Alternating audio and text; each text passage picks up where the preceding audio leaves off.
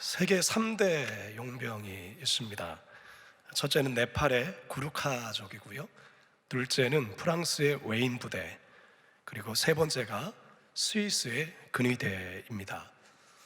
이 중에서 스위스 근위대는 세계에서 가장 오래된 군사 조직 중 하나로 존경을 받고 있고, 현재 로마 바티칸 교황청을 지키고 있습니다.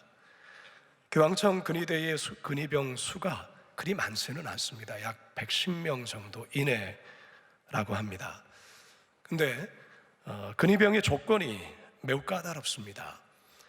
만기 제대한 19살에서 30살의 스위스 국민으로 미혼이어야 하고요, 독실한 카톨릭 신자여야 합니다.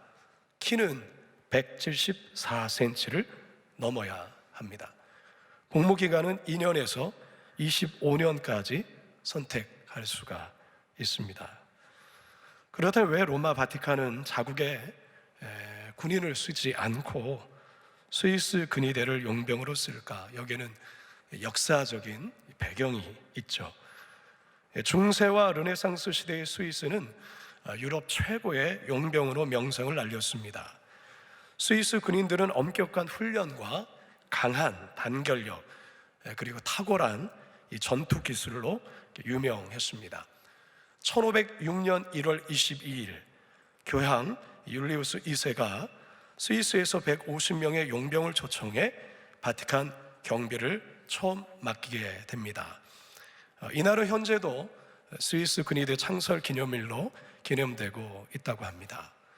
1527년 신성 로마 제국 황제 카를 5세의 군대가 로마를 침략했을 때 189명의 스위스 근위병들 교황 클레멘스 7세를 보호하기 위해 최후까지 싸웠습니다. 그 결과 147명이 목숨을 잃었지만 나머지 병사들이 교황을 안전한 성 베드로 성당으로 호위하는 데 성공합니다. 이 사건이 스위스 근위대의 충성심과 희생정신을 전 유럽에 알리게 된 결정적인 계기가 되었습니다. 그래서 500년이 지난 지금까지 바티칸은 스위스 근위대에게 공식 경비대의 역할을 맡기고 있는 것이죠. 여러분, 이 스위스 근위병의 이야기를 들으면서 여러분은 어떤 생각이 드십니까? 오늘 본문에서 사도 바울 역시 디모데를 향해서 이러한 이야기를 합니다. 자, 3절 상반절 함께 읽습니다. 시작. 너는 그리스도 예수의 좋은 병사로, 너는 그리스도 예수의 좋은 병사로. 이 바울의 요청은 오늘을 살아가는 저와 여러분, 특히 2025년도 새해를 시작하는 우리 모두에게 들려주시는 하나님의 요청이기도 합니다. 바라기는 오늘 말씀을 통해 그리스도 예수의 좋은 병사가 되어 2025년 한 해 승리의 나팔을 부시는 우리 모두가 되시길 주님의 이름으로 축원합니다. 첫 번째 따라합시다. 좋은 군사는 고난을 피하지 않고 돌파하는 자입니다. 좋은 군사의 첫 번째 특징이 뭘까? 성경은 이렇게 이야기하죠. 3절 전체를 다시 한번 읽습니다. 시작. 너는 그리스도 예수의 좋은 병사로 나와 함께 고난을 받으라. 어떠한 고난이 와도 피하지 않고 돌파하는 자여야 한다는 것이죠.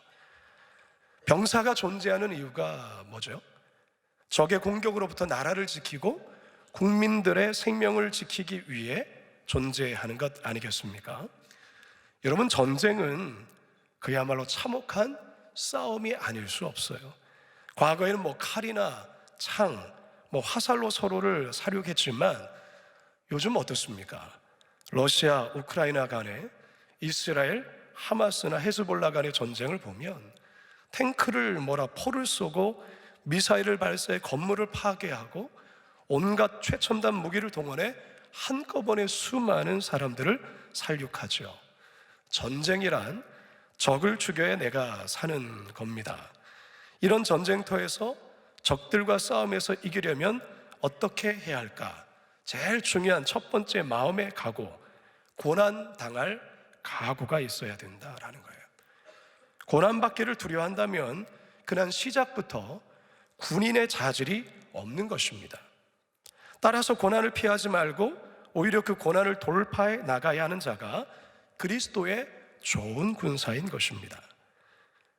본문에서 이 병사, 좋은 병사, 이 병사로 번역한 헬러 스트라티오테스는 로마 제국의 정예 군인을 가리키는 건데요, 이들은 철저한 훈련으로 죽음을 두려워하지 않는 용기를 가진 자들이었습니다. 요즘 TV를 가끔 보다 보면 이 종합 격투기라는 이 스포츠가 있죠. 요즘에 많은 이들이 이 종합 격투기를 굉장히 좋아하는 것 같습니다. 두 선수가 처음 이 링으로 올라와서 심판의 주의를 들을 때 두 선수들은 어떨까요? 서로를 굉장히 째려보죠. 서로의 눈을 뚫어져라 째려보기도 하고, 어떤 이들은 그 눈을 피하기도 합니다. 왜 그럴까요? 상대의 기선을 제압하기 위해서라는 거죠. 사실 이날 승패는 바로 여기서부터 판가름이 나는 겁니다. 시작부터 기선 제압을 당하느냐, 기선을 제압하느냐에 달려 있다라는 거예요. 여러분, 연초부터 우리의 기선을 제압하려는 소식이 너무 많이 들립니다. 신년이 시작되었지만 우리를 두렵게 하는 소식들만 가득 차 있죠. 국제 경제는 요동치고 있고 경제는 나아질 기미가 보이지 않습니다. 정치는 혼란과 혼동으로 한치 앞을 내다볼 수 없고, 생각지 않은 무한공항 참사로 국민들 모두가 크나큰 비통에 빠져 있어요. 이런 소식들 모두가 마치 적이 나를 노려보며 기선을 제압하는 것처럼 느껴집니다. 그러나 여러분, 두려워해서는 안 됩니다. 기선을 제압당해서는 안 된다 말이죠. 오히려 눈을 똑바로 부릅뜨고 상대를 응시해야 합니다. 상대 선수의 펀치 몇 대 맞을 각오해야 합니다. 그거 맞아도 죽지 않습니다. 고난 받을 각오로 서 있어야 된다라는 거죠. 이순신 장군의 아주 유명한 말을 새길 필요가 있습니다. 생 즉 사, 사 즉 생. 무슨 뜻입니까? 살고자 하면 죽을 것이요, 죽고자 하는 자는 살게 될 것이라. 여러분, 2025년 교회는 교회대로, 학교는 학교대로, 해피월드 산하 복지기관 센터는 또 센터대로, 교회 여러 부속기관은 기관대로 어려움이 예상됩니다. 하지만 우리 다 같이 오늘 주신 말씀대로 고난 당할 각오로, 고난 당할 것을 두려워하지 말고 하나님이 주시는 지혜로 잘 돌파해 가시는 2025년 되시길 주님의 이름으로 축원합니다. 제가 목소리가 깔아앉다 보니까 여러분들이 다 좋으시는 것 같아요. 자, 두 번째 한번 따라하겠습니다. 좋은 군사는 목표를 향해 흔들리지 않고 나아가는 자입니다.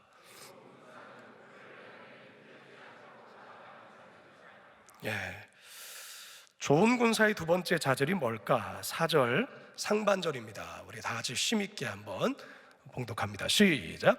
병사로 복무하는 자는 자기 생활에 얽매이는 자가 하나도 없나니. 자, 자기 생활에 해당되는 헬라어 비우라는 단어를 쓰는데요, 일, 직업, 사업 등을 뜻하는 말이에요. 일상적인 삶이나 세상적인 일을 가리키는 거죠. 다시 말해서 군인들은 자신에게 주어진 임무에 전심전력하기 위해서는 사적이고도 세상적인 일에 얽매여서는 안 된다 말하고 있습니다. 그래서 이 본문을 공동 번역에서는 이렇게 번역을 하고 있습니다. 시작. 그러므로 자기 살림살이에 얽매여서는 안 됩니다. 오늘 이 자리에 오신 여러분 모두는 각자마다 자기만의 형편과 상황들이 다 있을 줄 압니다. 그런데 그 형편과 상황에 얽매이면 아무것도 이룰 수가 없습니다. 여러분 스스로 한번 생각해 보십시오. 지난 한 해를 돌아볼 때 혹시 자기 형편과 상황에 얽매여 정작 해야 할 것, 정말 이루어야 될 목표를 이루지 못한 것들이 무엇인지 한번 생각해 보시기 바랍니다. 혹시 개인적인 감정에 너무 얽매여서 정말 중요한 것을 그르친 일은 없었는지, 혹시 개인적인 생각에 너무 얽매여서 공동체의 관계가 어그러지고 중요한 공동의 목표를 이루는데 피해가 있었던 것은 없었는지. 요즘 군대가 많이 편해졌다고 하죠. 물론 본인들은 여전히 힘들다고는 하지만 이미 군대를 오래전에 다녀오셨던 분들은 이게 군대냐라고 말할 정도로 사실은 이야기를 합니다만, 요즘 군대가 편해진 건 사실이에요. 스마트폰도 자유롭게 이렇게 사용할 수 있게 허용하고, 요즘 군인 월급 꽤 짭짤합니다. 제 아들이 9월 달에 제대해서 너무 잘합니다. 내 장병들이 스마트폰을 허용하고 시간도 있겠다, 월급도 괜찮겠다, 그러다 보니 이것으로 엉뚱한 것을 하는 거예요. 엉뚱한 것에 마음을 기울이는 거죠. 주식에 마음이 가 있고, 비트코인에 마음이 가 있고, 인터넷 도박에 마음이 가 있는 그러한 군인들이 우리 젊은이 가운데서 많이 있다라는 거예요. 여러분, 이런 정신 상태에서 만일 전쟁이 나면 어떻게 될까 심히 우려스럽지 않을 수 없어요. 교회도 그렇고 교회 산하기관 및 여러 단체도 그렇습니다. 오늘 시무식을 가지면서 하나님께서 우리에게 주신 목표가 있습니다. 각 기관마다 해야 할 사명들이 있죠.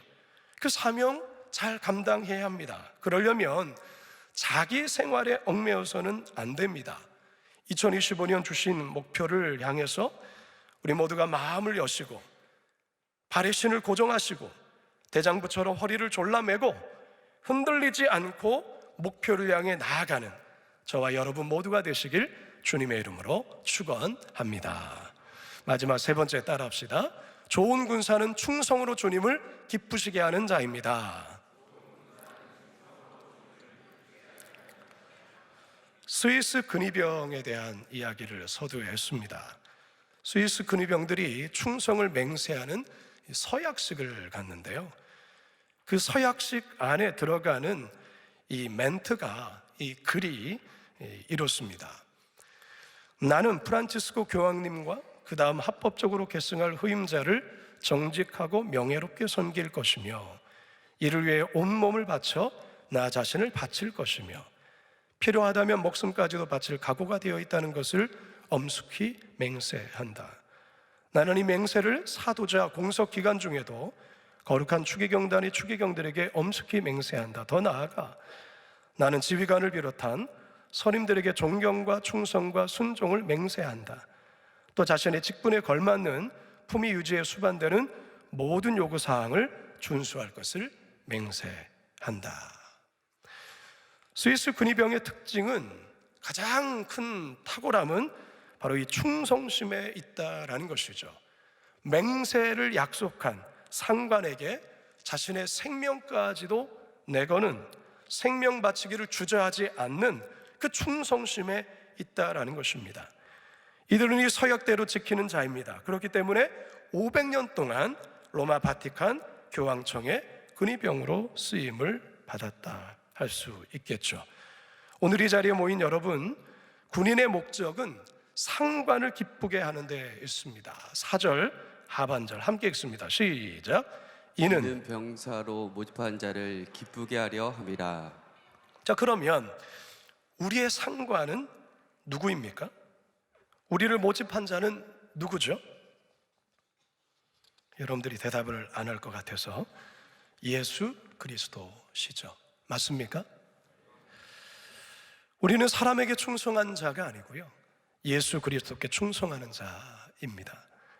모든 일을 할 때 보이는 사람에게 하듯 하는 자가 아니라 그리스도께 하듯 해야 하는 것이죠. 눈 가리고 아웅하는 자가 되어서는 안 됩니다. 누가 볼 때만 열심히 하는 척 그런 자가 되어서는 안 됩니다.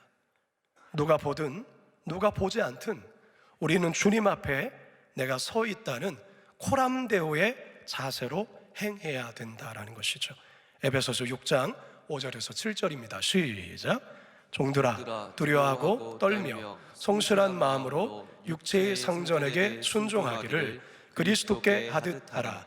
눈가림만 하여 사람을 기쁘게 하는 자처럼 하지 말고 그리스도의 종들처럼 마음으로 하나님의 뜻을 행하고 기쁜 마음으로 섬기기를 주께 하듯 하고 사람들에게 하듯 하지 말라. 이제 말씀을 맺으려고 합니다. 2025년 새해가 이렇게 밝았습니다. 거룩한 빛 광성교회는 창립 28주년을 맞이하는 해가 되었습니다. 드림학교, 한나리 유치원, 해피월드의 여러 산하의 여러 복지관, 센터, 교회 직속기관, 그리고 당회 및 자치회 등등 하나님께서 우리에게 요구하시는 것이 너무나도 명확합니다. 그것은 바로 그리스도의 좋은 군사가 되는 것입니다. 그리스도의 좋은 군사가 어떤 자입니까? 고난받기를 두려워하지 말고 돌파하는 자입니다. 목표를 향해 흔들리지 않고 나아가는 자입니다. 충성됨으로 주님을 기쁘시게 하는 자입니다. 우리 모두가 좋은 군사 되어서 2025년 한 해 영적 전쟁에서 늘 승리하시는 우리 모두가 되시길, 각 산하의 기관들 되시길 주님의 이름으로 축원합니다. 기도하시겠습니다. 하나님, 그리스도의 좋은 군사로 2025년 또한 살아가게 하옵소서. 예수님의 이름으로 기도드리옵나이다. 아멘.